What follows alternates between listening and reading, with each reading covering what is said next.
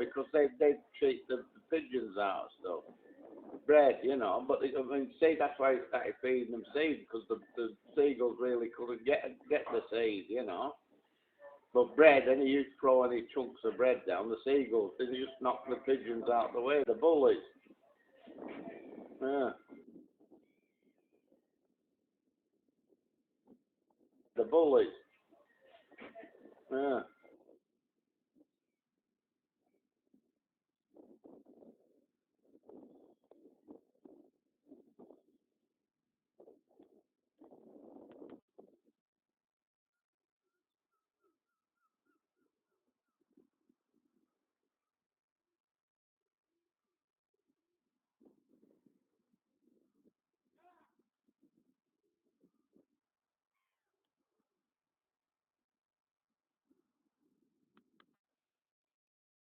Called the pigeons, he called the gentleman.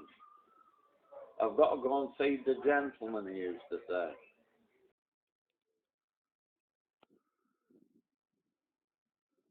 And at the back of his house, he used to feed what he used to call the brown army, which was all the little sparrows and all that. He'd put pat balls out and things like that for them.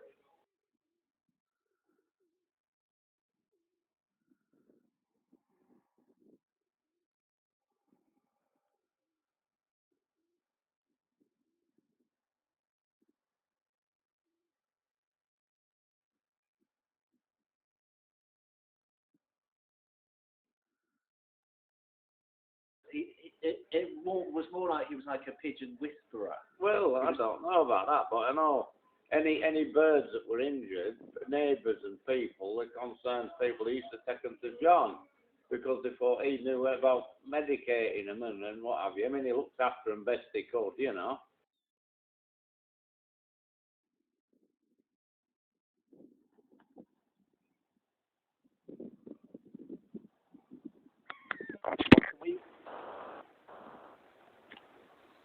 We put some food down there.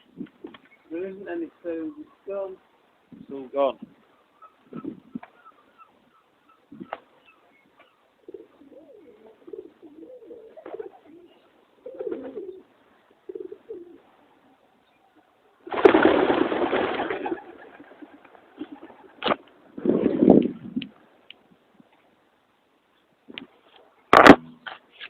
These your bags.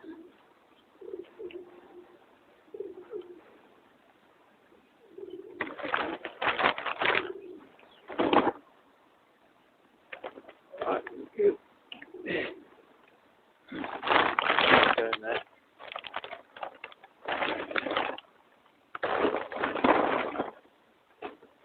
Right, I'll see you another time. Yeah. Be nice to, yeah.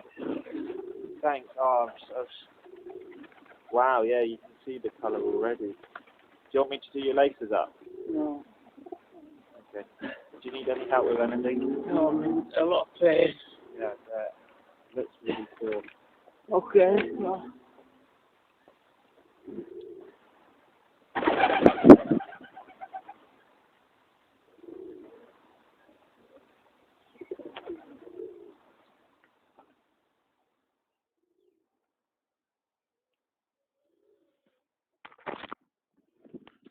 About how old was he?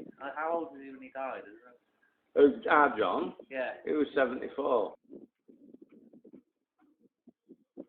Well, I mean, he died of throat and liver cancer, and he never smoked or drank in his life. So, what do you make of that? Yeah. And here's me abusing my body, coming in these places, drinking, smoking, going with mucky women, and he gets that, and That's it. it was the only pleasure he got was feeding the birds. He liked to feed them.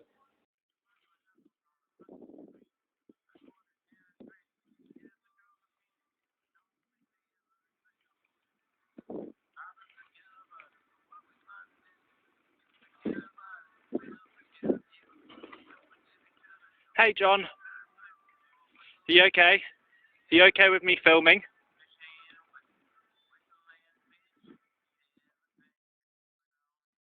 He was born in Yorkshire originally. It's oh God, what's that posh bit of Yorkshire that the all the money is? Like Harrogate. Harrogate, yeah, that's where he was born, yeah. It's beautiful, the tails sticking up in the air. Well, not really. I knew John most of my life. I knew he was my half brother, but I didn't really get close to him till about 30 years ago. And we found, I'm not sure whether I should be saying this, we found out that my dad, it was a bit of a Lothario with the women, shall we say. And we found out we got lots of brothers, half brothers. Yeah. Did I? How many? Well, I don't know. With that way Dad operated, there's probably about 20 of them. Oh, right. I don't think I'm the youngest. I don't think John was the oldest. So.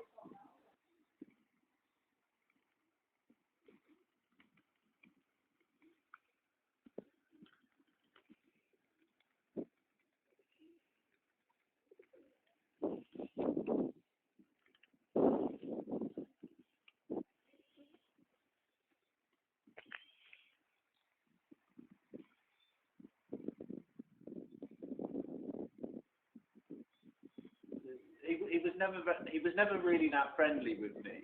Was he not? No. Well, he'd had a lot of people taking interest in him. There was a woman that did it, and I don't know whether she made money out of it or anything, but apparently he ended up on TV. Yeah. They were doing like, what do you call it? Neighbours from Hell sort of thing, and all this lot, you know. And a lot of them on Cavendish Road were. Oh, that would be all right if it wasn't for him feeding birds and stuff like that, you know.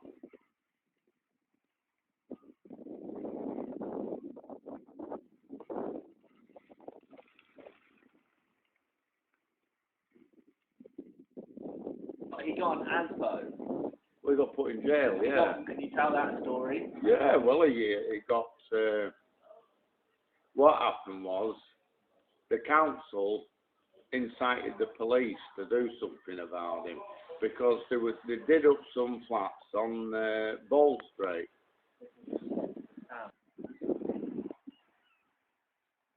Yeah, he got 6 weeks, but he only did 3, and he became a celebrity in Preston Prison because all the what do you call it, the criminal inmates, they came out and they'd seen it on the Granada reports, the Birdman from Morecambe's been in prison.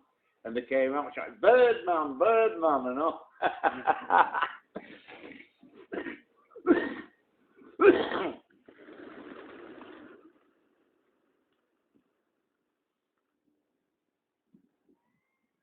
He really went to prison for pleading. Yeah, breaking his ASBO and what have you, yeah. Okay. So he got an ASBO from the house. Where was he feeding them? Well, feeding them basically in front of his house.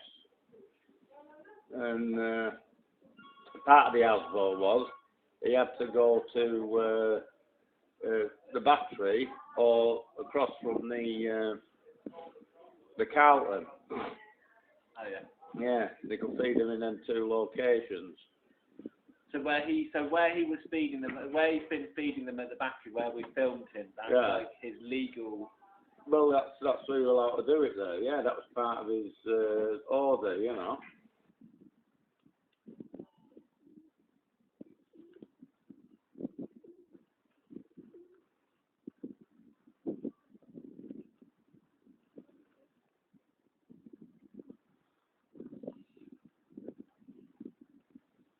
Well, he used to push a thing before he got injured. About, what was it going back now? About 10 years ago. He'd been on the promenade feeding birds, and he came across the zebra crossing near Aldi's, where the old Aldi's was, and he got hit by a motorbike. Right, and it hit him with such impact that when he came round, he found out that his spectacles and his shoes were 15 feet away. That's how hard it hit him. And he went to infirmary, and I don't know, they bolted up the operation. He had like, he ended up with one leg shorter than the other. And he got compo for it, of course, but nothing can compensate you for your bloody leg, can it? And he he ended up on that disabled trolley.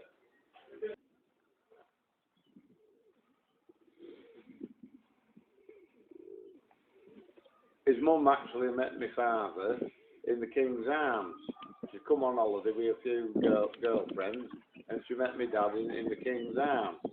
And my dad went back there. They were living at Barn Aldwick at the time, and my dad's had a job in the Rolls Royce factory there. And after they split up, Dad came back to Morecambe, and John, which is John's mother, she came back, and her family, they bought a guest house on Clarence Street. No.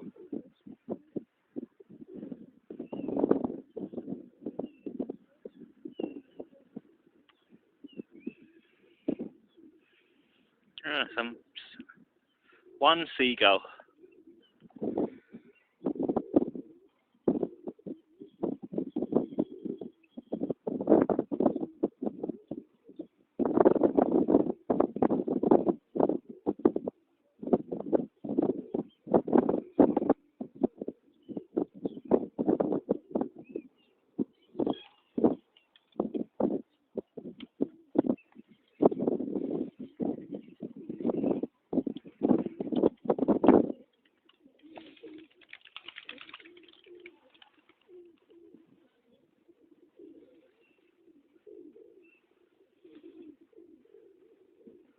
I think they probably like the sunshine as well.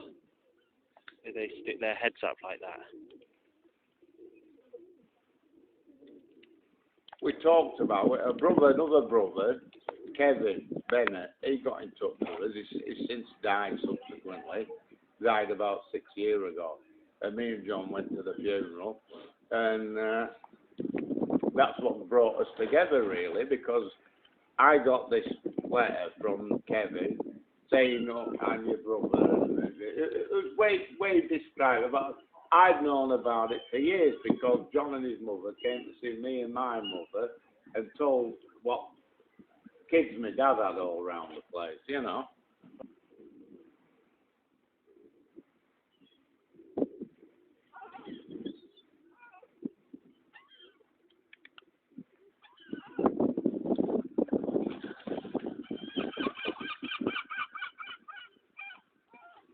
Sorry. That was his passion. That was his passion. Some people like a drink. My thing's drinking, you know. Yeah. I mean, John used to say to me, "Gil, you're drinking too much. Give up drinking." I said, "Well, look, I'll do your deal, John. You give up feeding the birds and I'll give up drinking." And he went quiet. And he was a highly intelligent man. Before Google, there was our John. If I wanted to know anything, dates of battles, dates of murders, family history, anything, he had like a photographic memory. He was like a walking, talking encyclopedia. Yeah. It was a good bloke to know that. That was his little foible, feeding the birds. Everyone has little things that they do.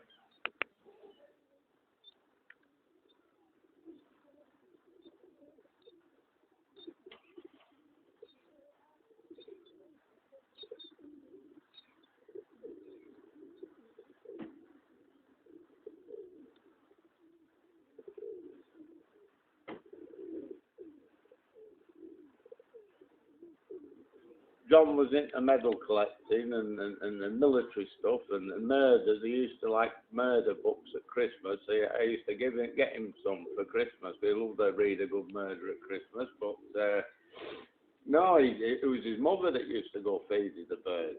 Oh, right. She used to do like take a thing of bread crumbs out and feed the sparrows and that lot. But she didn't do it on the scale that John went overboard. Right. Yeah.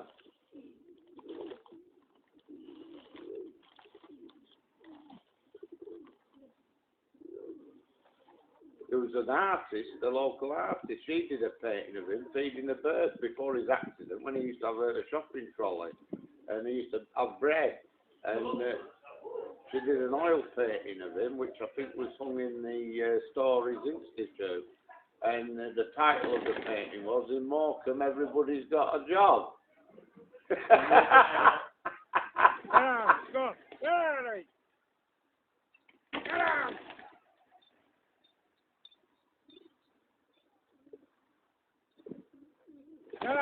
Yeah. The guest house. They used to, back in the 60s, they used to get all the lot, some famous people stopped at that guest house, they're like entertainers that was appearing at the Winter Gardens and things like that. And John and his grandmother, they used to give them like complimentary tickets to go and see a show and stuff like that, you know.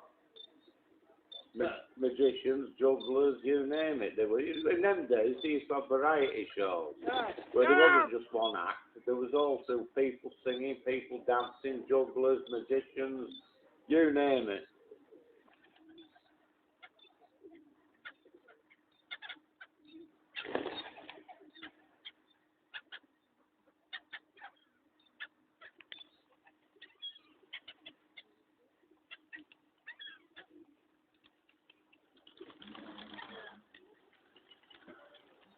He worked at he worked at Lancels in Lancaster, and he worked at Lancels. They make plasticky things and stuff like that. So he worked at that. Toy. Well, no, I don't know. Things like, well, he made everything, women's knickers, all sorts of stuff. All right. Yeah. But not like folders, like stationery. Well, they could have done. I don't know. I never worked there myself. I don't know. But he said it was that many chemicals. All the people that worked there, they never got any colds because you were breathing them chemicals in all the time.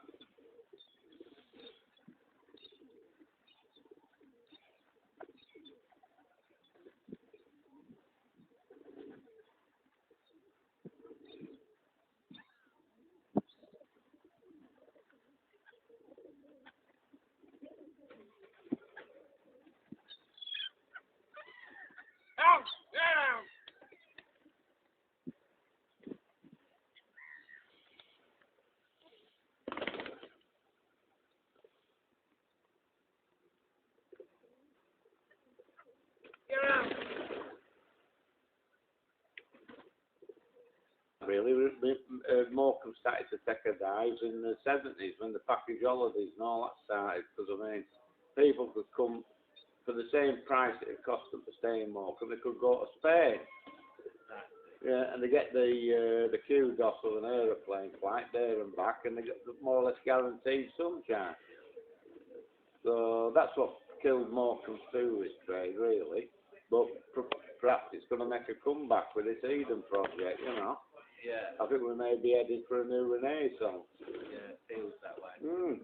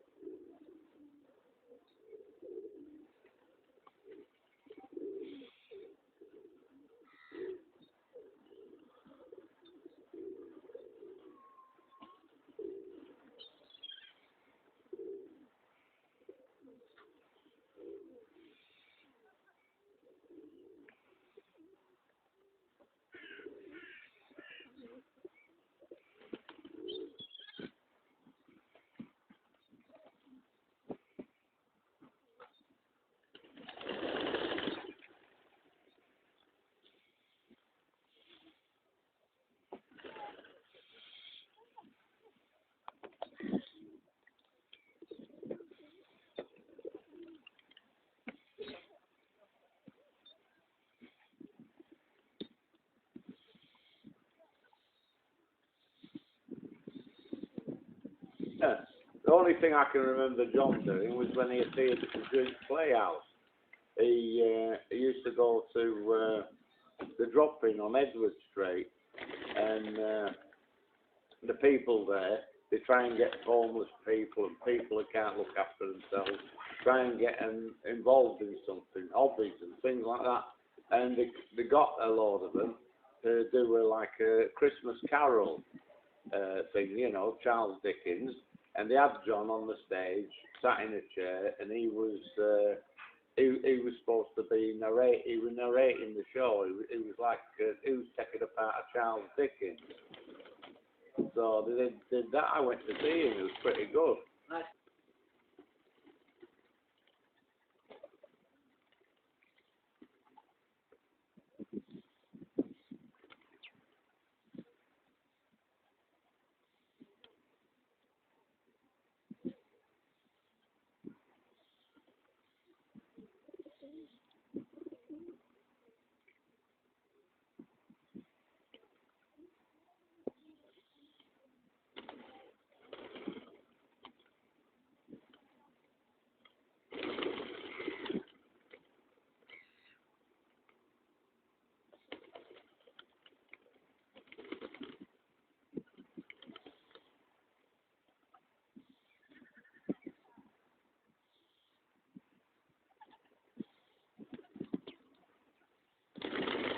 Well, he got.